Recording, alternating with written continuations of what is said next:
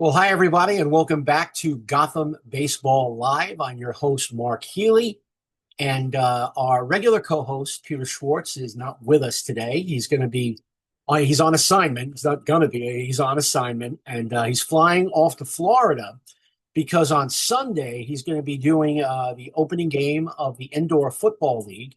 The Quad City Steamwheelers will be at the Orlando Pirates at the Kia Center at 4 p.m. And that game, if you want to check it out, is going to be on the Overnight Network. And that's OVERNGHIT.com streaming network. And that game's at 4 p.m. That's where Peter is. We're going to miss him because we have a great guest. He's very sad that he's not going to be here today because we have a great guest. As I promoted yesterday, Kelley Franco, who is a rising star among MLB fans, especially here in New York. She is someone that we have worked with here at Gotham. She was part of the State of the Mets panel a couple of years ago at the Queens Baseball Convention. She was a featured speaker last year interviewing Brett Beatty. So she covers the Mets. She covers the Yankees. She's also going to talk to us about her experience at the WBC this year. I know she was covering Great Britain, but I don't know if this was her first time. So we're going to talk about that. We're going to talk about what's going on with the Yankees, what's going on with the Mets, and as we prepare for that interview, as I prepare for that interview, I just want to throw out a couple of things here. Obviously, last night was dreadful for the Mets, 7-2 loss to the San Francisco Giants at Oracle Park. Peterson did not have it. David Peterson, who I've been a fan of, since he came up.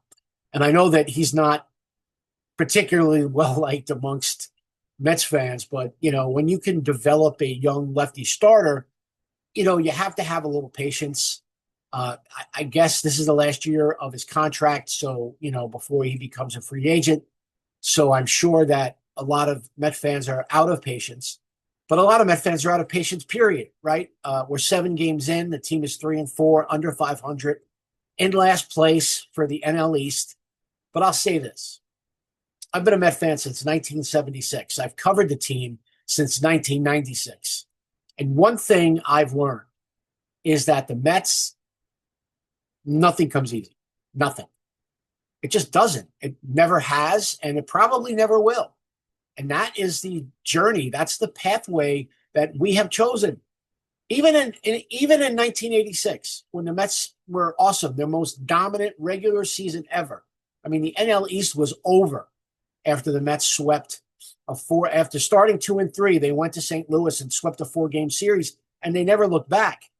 But even that season, as dominant as they were, the playoffs against Houston, people my age, people our age, it. That those playoffs with Houston and Mike Scott and that World Series, I mean, that was brutal. It was excruciating. I mean, obviously they won. It was awesome, but they haven't won since. And every season where they've had success, whether it was 2015 where they lost to the Royals, I mean, I was on cloud 9 because they swept the Cubs. You guys know how much I hate the Cubs. And then they go to Kansas City and they lose 4-1. The 2000 World Series, let's talk very little about that when they lost to the Yankees. No matter what it is, it always seems to be difficult. So, I get it. People are upset. People are panicking. People want to fire Mendoza. People want to fire Stearns. Look, it's 7 games. I'm not going to sit here and be like, they'll turn it around, everybody. But, look, it's possible. It's certainly very possible considering when you think it's 7 games and it's a marathon, folks. I know it's a cliche, but it's a cliche because it's true. It's 162 games. A lot can happen. Other teams can get injuries. The Mets could get healthy. It's all about baseball for me. Baseball, you play it every day. You win some, you lose some. And again, I would rather watch baseball every day than any other sport. So I'm just going to try to be patient. I'm going to try to look at it and try to assess the team as best I can, as we move forward, because it's just one of those things where, I've been a fan for so long, and I've covered this team for so long. Nothing surprises me. Nothing shocks me. So maybe I just don't feel the same outrage. People will say that, oh, you're a shill, or, and then the same fans will turn around and say, oh, you're so negative. So, I mean, I can't win either way. So I just do what I feel is right. And that is tell the truth. And there's a reason for that, because number one, I'm not clever enough to remember what I said. And secondly, I don't have the patience. I don't have the patience to sit here and craft a narrative, because it's not a narrative. It's baseball. We had Susan Waldman on a couple of weeks ago. That's baseball, Susan. That's what John Sterling used to say all the time, because it's inexplicable sometimes. The Yankees, play the Giants and they handle the Giants. The Mets play the Giants. They look terrible. The Giants were terrible offensively until they played the Mets last night. And I mean, David Peterson, I tweeted this last night. He's like throwing batting practice. I mean, every ball was was a laser. I mean, you're going to have those types of games. And conversely, the Yankees are off to a great start, 5-1, best record in the American League. They have opening day today, which is happening right now. They got a decent day, not a great day. It's a little chilly. The sun is trying to peek out a little bit. You could see behind me this terrible backlight that I got to deal with here in the Wave newsroom. But better here than at home, because I have no setup there. But it's funny. I've covered Yankee opening day. I've covered Mets opening day. I believe Jack Hughes from the U.S. hockey team and New Jersey Devil is going to be throwing out the first pitch at Yankee Stadium. I wish I was there for that. I enjoy covering opening day. I enjoy covering games at Yankee Stadium. I do. I always have. The Yankees are very professional with the way that they deal with the media, with the way that they, they've always been very professional with Gotham Baseball and myself. And, we'll talk about that, on one of the other episodes. I'm going to show Peter Schwartz a couple of letters that I received from George Steinbrenner when he was still with us, when Gotham Baseball got started in 2005. And he'll get a kick out of that. Pretty cool. As I said, the Yankees have always been good to Gotham Baseball. Mets not so much, but that's not going to stop me from rooting for the team that I've rooted for since 1967. So it's just funny how those things work out. And without further ado, is it time? Is it time? Yes, it's time. We're going to bring on the incredible, amazing Kelley Franco from the 3 Inning Fan podcast. She's joining us. Here we go. All this technology. There she is. Whenever you're ready, Kelley, you can join us. Again, Kelley Franco, you know her she's on X as @3inningfan. That's THREEFAN fan.com. Hey, Kelley, how are you? Welcome to the show. I'm good. That was excellent spelling, but you forgot the inning. 3 inning fan. Not enough coffee. I had to stay up late to watch the Mets last night. Did you stay up for the whole game? I did not. Yeah, no. I don't stay up for West Coast games in April. I usually do, but last night, after it went 7-2, my son was just like, I'm done. I'm not watching this game anymore. So that's why I probably would have stayed up, but Jack was done. Jack was like, yeah, I'm not watching this anymore. He got so sick of looking at Susak's family celebrate every time he got a hit. Did you see that baby being thrown around? Oh my God, so crazy. But anyway, Kelley, I was telling everybody how we met, you being part of the QBC, the Queens Baseball Convention, and being on State of the Mets. And then last year being a featured interviewer interviewing Brett Beatty. That must have been fun for you. Oh, I'd love to. And I have to thank you, Mark. I mean, first of all, for having me on the show today. And I'm going to miss Peter and I'm going to give him a hard time next time I see him for not being here. But you really got me involved in the QBC. So I have you to thank for that. And yeah, that was huge last year, getting to interview Brett Beatty. And it was funny because when I interviewed him, we all pretty much assumed he would be the starting third baseman Right. this season. And things changed. They changed. They did, and I still think he's going to wind up. I still think he's going to wind up getting a lot of playing time. We'll see, of course. It's just right now. I want to hold. I want to hold off that Mets analysis just for a second because I got such a kick out of watching your stuff from the WBC, the World Baseball Classic. I know that when you were covering Great Britain, and was that the first time that you had been to the World Baseball Classic? It was like a lot of us. I was a World Baseball Classic newbie. I mean, like we've all kind of felt it having been around for the past, whatever, 13, 15 years. But it seems like it's growing just a tiny bit every year. And it's really exciting to witness firsthand this global growth of the game. And I'm hoping that we get MLB players playing in the 2028 Olympics. And then we'll get the next WBC, and it looks like maybe 2030 now. It was supposed to be 2029, but who knows? And we could be really growing the game globally. Look, and I've been one of those. I've been a critic of the WBC for many years, and then when Edwin Diaz got hurt celebrating, I went nuts, and I had a couple of people, Anthony Rivera from Subway to Shea, who and our buddy Keith, kicking it with Keith. They kind of like, and a couple of other people too, Master Flip, another great Twitter guy.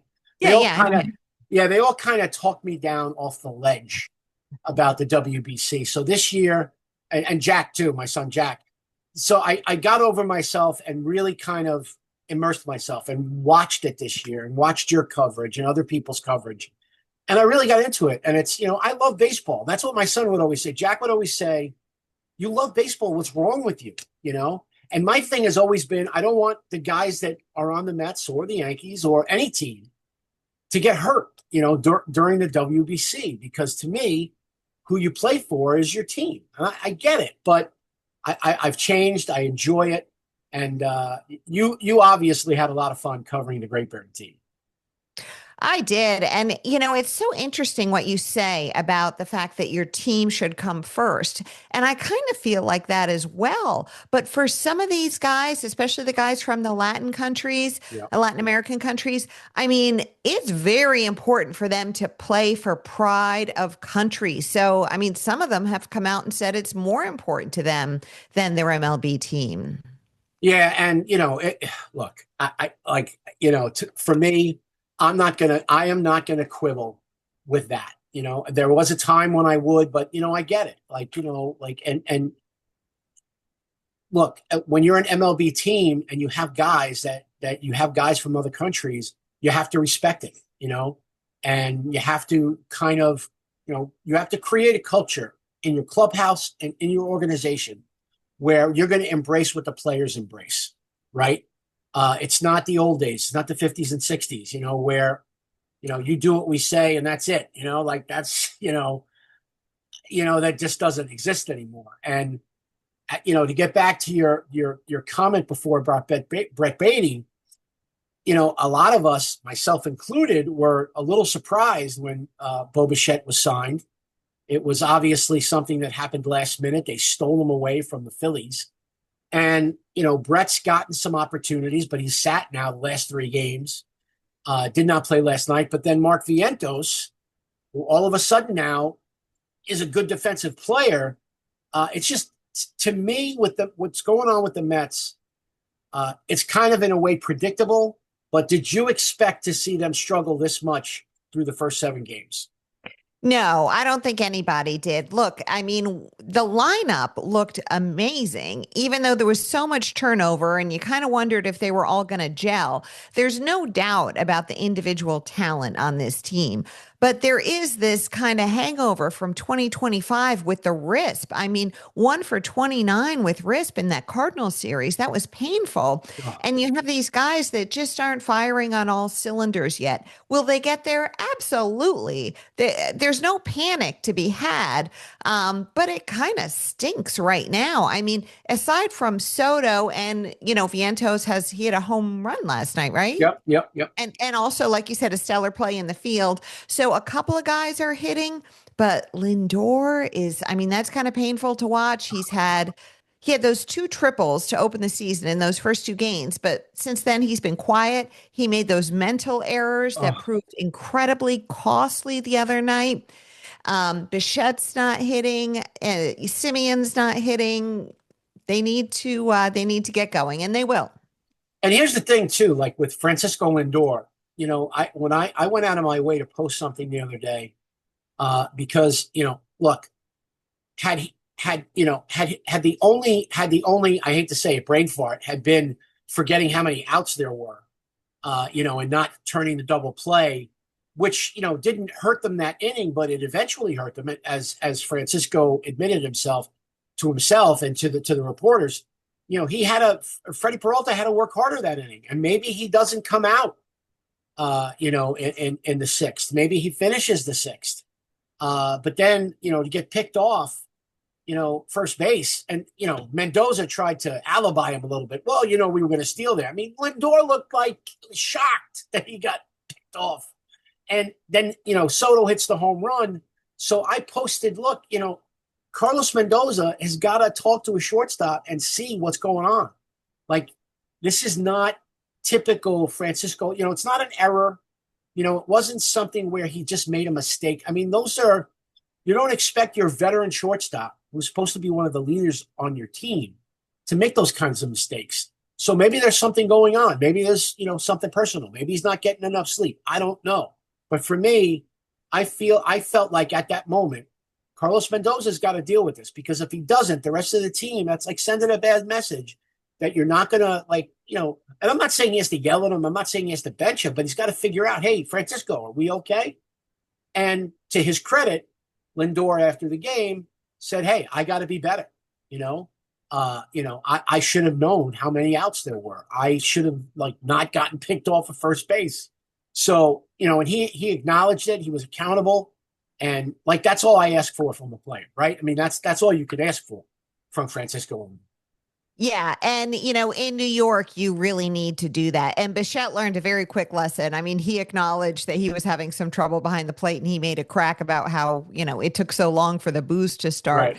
Um, so everyone knows that when you play in New York, you don't run from it. You stand there and you take your licks. And so they've both done that. And has Mendoza spoken to Lindor privately? I don't know. Right. Probably, maybe. We don't know what goes on behind closed doors. But I do think that for somebody of Lindor's caliber, it's not going to happen again. I really think it's not going to happen again. I mean, look, let's hope so. I mean, because again, there's speculation that he was upset about Stephen Cohen's comments about there's never going to be a captain while I'm the owner of the team. There's this ridiculous rift supposedly between Soto and Lindor, which I don't believe. I mean, look, the Yankees are a perfect example of having guys on a team that don't necessarily get along and they win championships. So I'm not worried about that. But I certainly hope that Lindor. I mean, look, he made a beautiful play last night when the game was still a game. So I mean, it certainly didn't affect him in the field last night. So I think he'll be fine. I'm not really worried about Francisco Lindor. But one thing that has come up, and again, this is one of those situations where it's 7 games, so I don't necessarily give it a lot of credence. But Carlos Mendoza does not have a contract for next year. This is the last year of his deal. And in some social media circles, the Carlos Mendoza watch has started. And do you think there's any way that David Stearns, and I'm not saying he would do it now, but let's say we get close to the All-Star break, the Mets are under 500, and with this lockout looming, do you think there's any way that David Stearns would fire Carlos Mendoza in season? I think that we've seen enough of Stearns to know that he is not afraid to make a tough decision when it needs to be made. Now, could we concoct a scenario like you kind of just did there where, Carlos Mendoza needs to go? Yeah, we could concoct that. Do I think it's going to happen? No, I really don't. I think the Mets are going to turn it around just because there's too much talent not to. And there have been bright spots. I mean, their pitching's been good. It's really Yeah. been all about the offense right now and Lindor's mental mistakes. So I think that they are going to turn it around. But if push comes to shove, yeah, I don't think Stearns, he's not a sentimental guy. If we've learned anything, we've learned You're that. right. I didn't even think of that, Kelly. Like when I was thinking about this, and I was like, I'm going to ask Kelly. I just figured you might say like, oh no, he's not going to do that. That's not his track record. I didn't even think about. You're right. He's not afraid to DFA a guy. He's not afraid to make moves. You're absolutely right. He's not sentimental, and he likes Carlos. But at the end of the day, David Stearns' job is to win.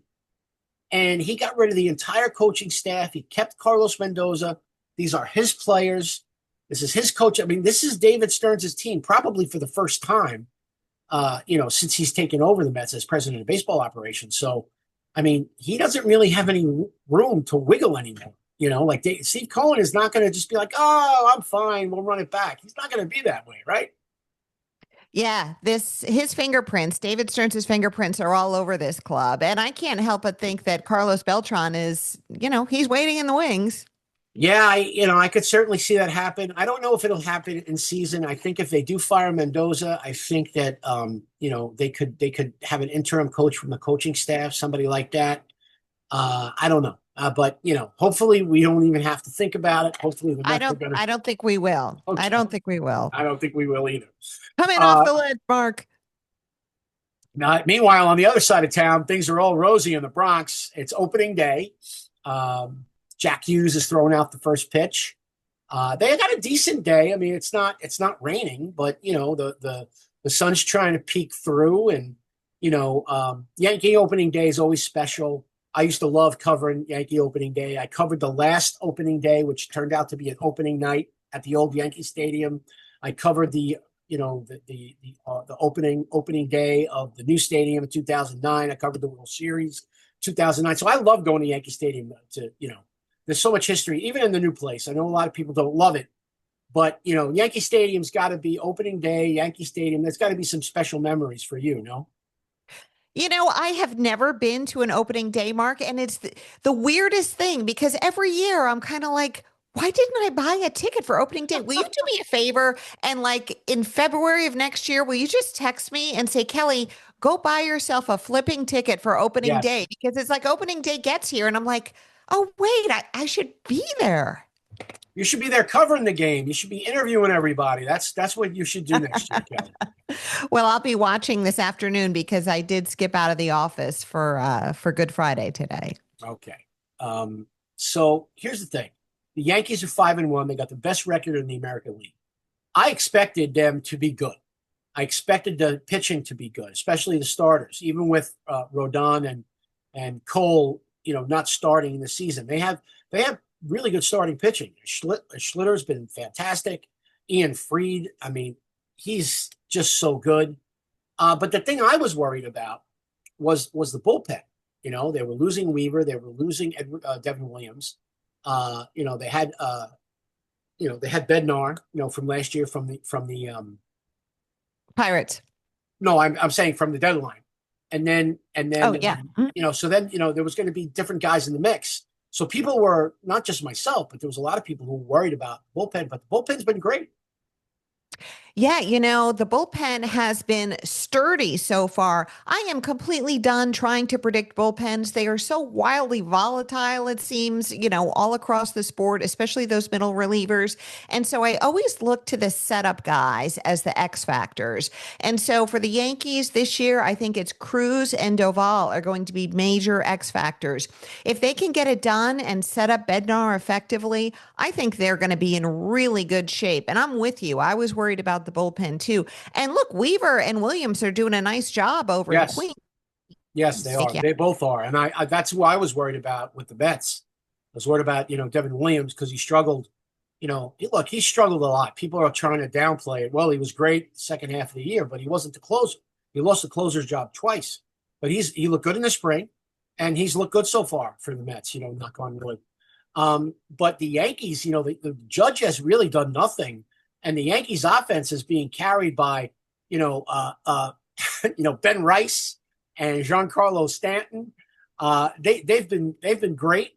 They're not scoring a ton of runs. I mean, they got a 3-run homer from Goldschmidt the other night, which came out of nowhere. But this team is, the pitching has really carried them. But they're playing well, and they look a little bit put together. Like they look a little bit put together than I thought they were. So this whole running it back thing seems to be working out so far, huh? Well, the thing is about the running it back criticism is that they did have the best offense in baseball last year. So I didn't have a concern about that. The pitching, like you said, looks amazing. I mean, Schlittler is just appointment viewing to me. He's kind of like, Nolan McLean is to the Mets. I think he's going to be a huge star.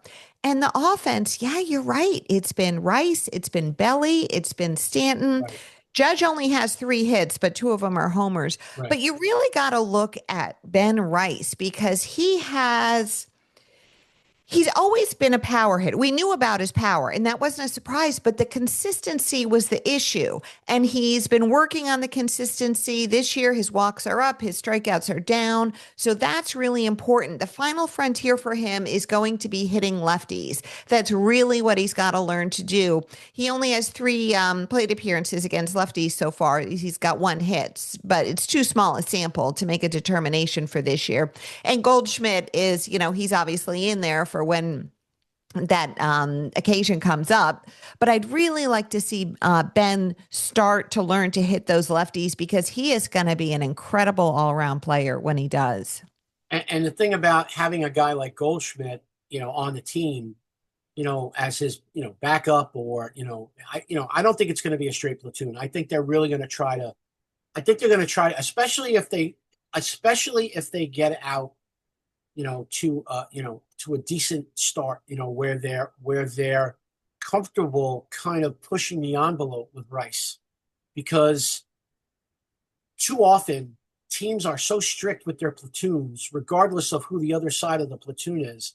And I think it does a disservice to the player, especially a young player, 100%. when it comes down to the postseason. So having a guy like Goldschmidt, who is comfortable in his role now, he's an older guy, very good defensively. He's been around. Uh, what better mentor for a guy like Rice than a Goldschmidt, right? Yeah, it's great to have Goldie. And he really wanted to be a Yankee this year. So I'm glad he's back on the team. And, Stanton, how about him? I mean, he started the season off with 5 multi-hit games. And, I don't know about you, but in spring training, when he was like, I can't open a bag of chips, I, I was like, okay, great. But he might not be able to open the chips, but he can still hit the ball. it's like the football player who gets up and he's limping, he goes up to the line and then he like runs a 40-yard dash.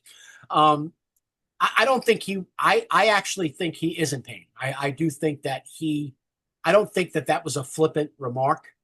No, I I think he's in a lot Yeah, of pain. I think he's a yeah, tough, tough guy. yeah, exactly. And he's just determined. I think Stanton, a guy who always shows up in the postseason for the Yankees. He doesn't play as many games, obviously, as you'd like, but he's a veteran. He's a very very reliable player, and a guy who I think is just determined to have a good season. And you love to see it. You love to see a guy like Stanton who's given so much to the game and who's been criticized so much by Yankee fans, whether it's deserved or not. He gets the criticisms, and it's just nice to see him getting off to a good start, and hopefully it stays that way and he stays healthy. Um, Aaron Boone, obviously, is a guy that gets his share of criticism.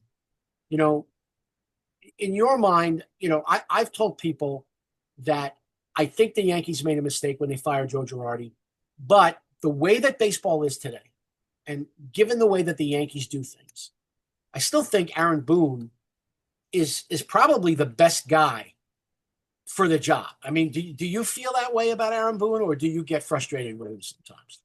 Look, anyone who's watched a game has at some point disagreed with some move he's made. And I was a huge, and still am a huge Girardi fan. I really think he's brilliant. I love when he's in the booth with Michael Kay.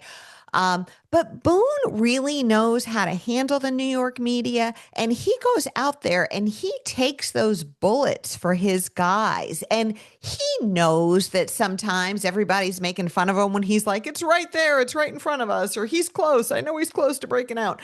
He knows, but he is still going to take the bullet every single time for his players. And, the players love it.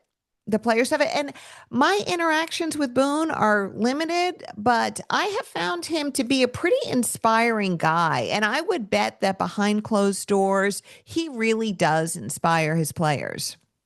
I also think that as a veteran ball player himself and a guy who's had success in Yankee Stadium, hitting that home run against the Red Sox in 2003, I think he's a guy that has the gravitas to say, hey guys, I know what it's like, I know what it's like to play in a World Series. You guys don't. You haven't been there, So, I mean, some of them have, obviously, when they went to the World Series against the Yankees. But I'm just saying, even before that, Boone is a guy that has been around the block. And in a lot of ways, he hasn't had the success of Joe Torre.